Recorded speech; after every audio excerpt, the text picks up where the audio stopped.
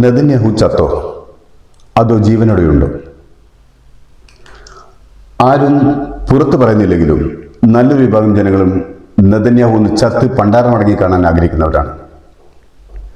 അങ്ങനെ ഇരിക്കുമ്പോഴാണ് നെതന്യാഹുവിനെ കൊന്നതായി ഇറാൻ അവകാശപ്പെടുന്നത്. ആയത്തുള്ള അലി ഖുമൈനിയുടെ മരണത്തിന് ശേഷം ഇറാൻ നടത്തിയ ശക്തമായ പ്രത്യാക്രമണത്തിൽ നെതന്യാഹു കൊല്ലപ്പെട്ടുവെന്നാണ് ഇറാൻ അവകാശപ്പെട്ടത്.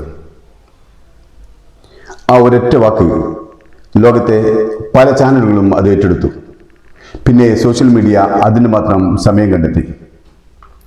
നെതന്യാഹുവിനെ പൊളിഞ്ഞു കിടക്കുന്ന ബിൽഡിങ്ങിനുള്ളിൽ നിന്നും കൊണ്ടുപോകുന്നു. നെതന്യാഹുവിന്റെ തകർന്ന കെട്ടിടത്തിന്റെ അകത്തു നിന്നും പിടിച്ചുകൊണ്ടുവരുമ്പോൾ കുഴഞ്ഞു വീഴുന്നു. പൊടിപടലങ്ങളിൽ കുളിച്ച് നെതന്യാഹുവിനെ സ്ട്രക്ചറിൽ എടുത്തുകൊണ്ടുപോകുന്നു. അങ്ങനെ വളരെ നന്നായി തന്നെ ലോകം നെതന്യാഹുവിന്റെ ചാവ് ആഘോഷിക്കുന്നു. നമ്മുടെ കൊച്ചു കേരളത്തിൽ പോലും ആ മരണം ആഘോഷമാക്കുന്നു. അത്രമാത്രം ലോകത്തിന്റെ പകുതിയിലധികവും ആ സുന്ദര നിമിഷം കാണാൻ ജനം കൊതിക്കുന്നു എന്നർത്ഥം. നെതന്യാഹുവിന്റെ ചാക്കാലം ആഘോഷിക്കുന്നതിന്റെ ഇടയിലാണ് നെതന്യാഹു മുജ്തബ കാമിലേക്ക് ഇൻഷൂർ നിഷേധിക്കുന്ന പരിഹാസവുമായി രംഗത്ത് വരുന്നത്. ആ വാർത്ത നെതന്യാഹു അനുകൂലികൾ ഏറ്റെടുത്ത് പ്രചരിപ്പിക്കുമ്പോൾ അടുത്ത വീഡിയോയുമായി ചില ഇംഗ്ലീഷ് യൂട്യൂബർമാരും ചില ചാനലുകളും രംഗത്തെത്തി.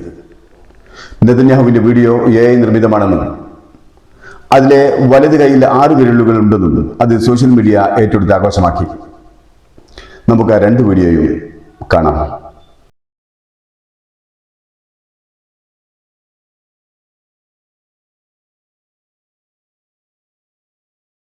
ഈ വീഡിയോയിൽ നെതന്യാഹുവിന് 5 വിരലുകൾ തന്നെയാണുള്ളത്.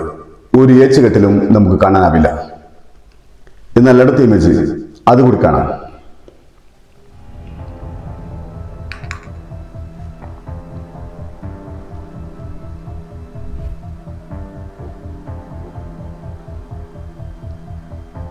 ഈ ഇമേജിലും വീഡിയോയിലും 6 വിരലുകൾ തോന്നിപ്പിക്കുന്നുണ്ട്.